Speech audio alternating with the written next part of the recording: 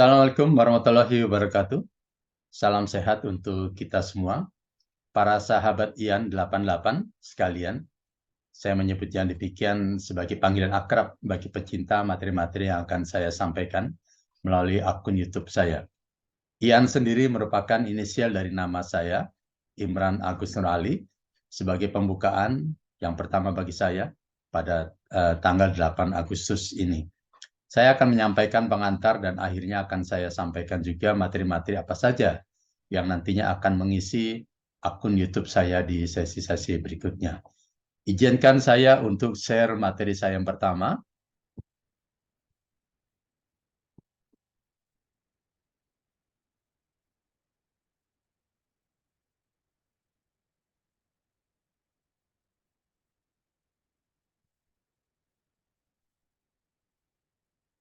Mudah-mudahan sahabat sudah melihatnya ya.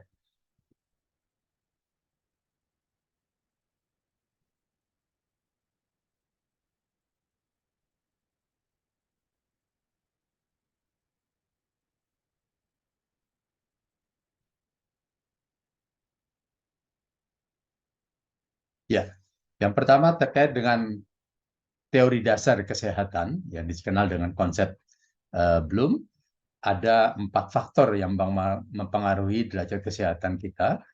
Ada 4 faktor terkait dengan status kesehatan kita.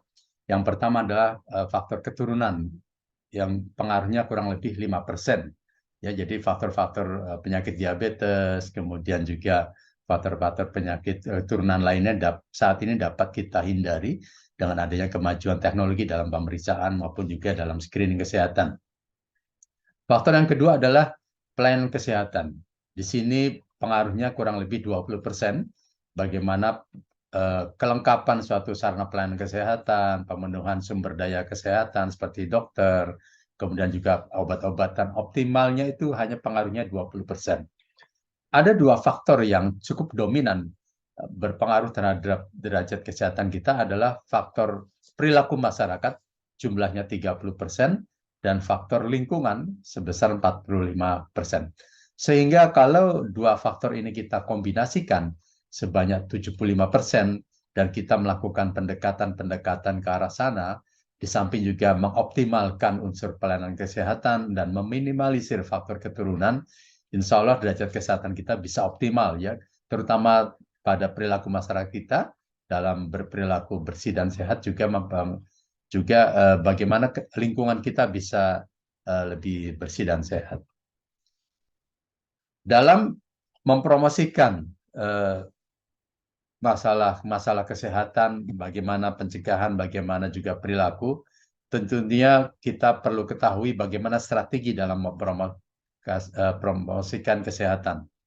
Ada 3 pilar utama dalam strategi promosi kesehatan, yaitu advokasi, kemudian pemberdayaan dan penggerakan masyarakat, serta kemitraan. Ketiga pilar ini tentunya perlu didukung oleh metode dalam penyampaian serta media KIE, yaitu komunikasi, informasi, dan edukasi, dan tentunya kemampuan yang sesuai dengan sasaran-sasaran yang akan kita tuju, yaitu faktor dalam siklus kehidupan maupun juga tatanan di mana mereka berada. Kelima hal ini tentunya membutuhkan sumber daya manusia yang memiliki pengetahuan dan kemampuan sebagai sumber daya manusia yang berpotensi. Strategi ini dapat kita terapkan dalam semua kelompok usia dalam siklus kehidupan, mulai dari ibu hamil hingga lansia, juga dimanapun mereka berada sebagai sasaran berdasarkan tempat dan tatanan. Selain strategi promosi kesehatan tadi, juga perlu saya sampaikan adanya 3 pilar pendekatan promosi kesehatan, yaitu yang pertama adalah demand creation atau menciptakan rasa butuh, yang kedua supply creation, kecukupan kebutuhan program-program kesehatan, serta yang ketiga adalah enabling environment atau menciptakan lingkungan yang kondusif. Dalam mempromosikan kesehatan, untuk perubahan perilaku tidak harus dengan pemaksaan, tapi dengan menimbulkan rasa butuh bagi sasaran yang kita inginkan. Sehingga dia memang membutuhkan dalam menjalankan atau menerapkan perilaku tersebut. Pendekatan Menciptakan rasa butuh atau demand creation dapat dilakukan dengan berbagai cara seperti pemicuan, melalui pemberdayaan masyarakat, kemitraan, maupun juga melalui penggunaan metodologi dan berbagai media KIE. Sedangkan supply creation atau pemenuhan kecukupan program bisa berupa pemenuhan sarana prasarana, alat, sumber daya manusia, dana, dan sebagainya, baik dari lintas program maupun juga dari lintas sektor. Sementara enabling environment atau lingkungan yang kondusif dapat mempermudah pelaksanaan suatu program kesehatan. Bisa berupa dukungan kebijakan, pembiayaan, hingga monitoring dan evaluasi suatu program kesehatan. Dalam menciptakan rasa butuh, kita dapat melakukannya dengan konsep aku tahu, aku mau, dan aku mampu. Aku mau adalah mendapatkan pengetahuan sebanyak mungkin yang dibutuhkan dari berbagai sumber dan informasi yang benar dan dipercaya, termasuk dari berbagai media digital.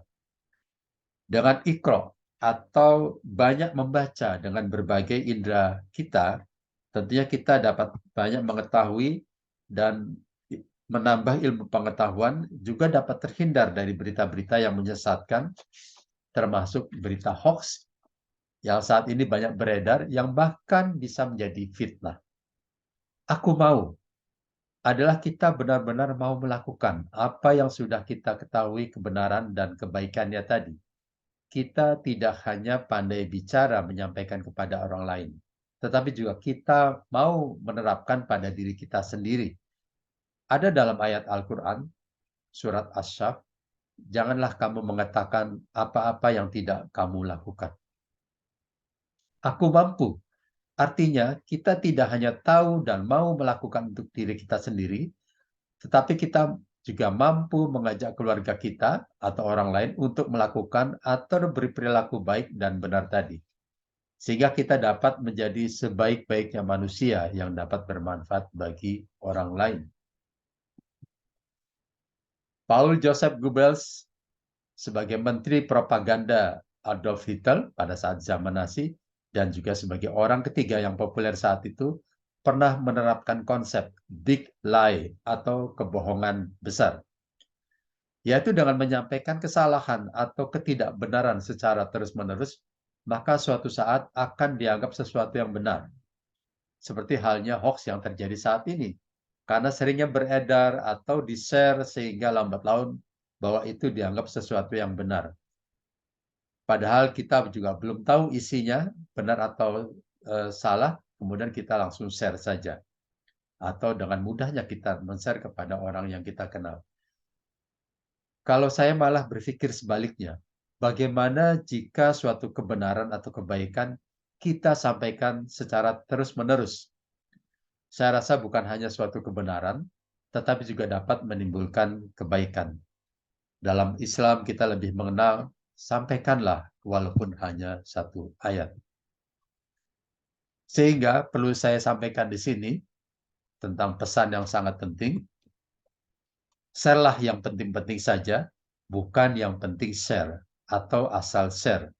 Atau saring dahulu sebelum kita sharing. Demikianlah hal ini adalah prinsip yang penting bagi sahabat-sahabat IAN 88 sekalian. Insya Allah kita mampu melakukan. Slide ini menunjukkan data-data pengguna media sosial di Indonesia pada tahun 2020. Alangkah bermanfaatnya jika kita menggunakan berbagai jenis media ini, kita bisa menyebarluaskannya hal-hal yang baik dan benar dan bermanfaat bagi orang banyak. Tetapi kebalikannya, alangkah berdosanya jika kita menggunakannya untuk hal-hal yang salah dan tidak baik, sehingga dapat menjadi fitnah atau bahkan mencelakai orang lain. Berdasarkan hal itu, hati saya tergerak untuk menjadi edukator hal-hal yang positif, berdasarkan apa yang selama ini saya tahu dan juga saya telah atau mau melakukan sehingga bermanfaat bagi orang banyak dan tentunya juga bagi masyarakat. Materi-materi yang akan saya sampaikan terbagi dalam kelompok A, B, C, D, E, dan F. Masing-masing akan terdiri dari materi-materi yang terpisah dan didahului oleh materi pengantar. Insya Allah materi-materi akan berlangsung secara selang-seling dari berbagai kelompok tadi. Kelompok A terdiri dari materi-materi tentang kebugaran jasmani, sedangkan kelompok B materi tentang germas, yaitu gerakan masyarakat hidup sehat, dan kelompok C khusus tentang sport medicine sebagai background pendidikan saya selama ini. Sementara kelompok D terkait dengan masalah kesehatan di perkotaan, termasuk tentang ibu kota negara. Sementara juga kelompok E, bagaimana berbagai upaya dan promotif dan preventif. Dan kelompok F adalah hal lain-lain yang insya Allah dapat menambah wawasan sahabat-sahabat Ian sekalian, termasuk masalah perubahan iklim atau climate change. Demikian sahabat-sahabat rencana saya dalam memberikan materi-materi edukatif dalam akun YouTube saya. Sahabat-sahabat Ian, silahkan untuk klik like, kemudian subscribe, dan berikan komen, serta share jika dianggap bermanfaat bagi keluarga atau orang-orang yang Anda cintai. Sebaik-baiknya manusia adalah yang dapat bermanfaat bagi orang lain. Demikian, terima kasih sahabat-sahabat Ian 88. Nantikan materi-materi selanjutnya. Wabillahi taufiq wal hidayah. Wassalamualaikum warahmatullahi wabarakatuh.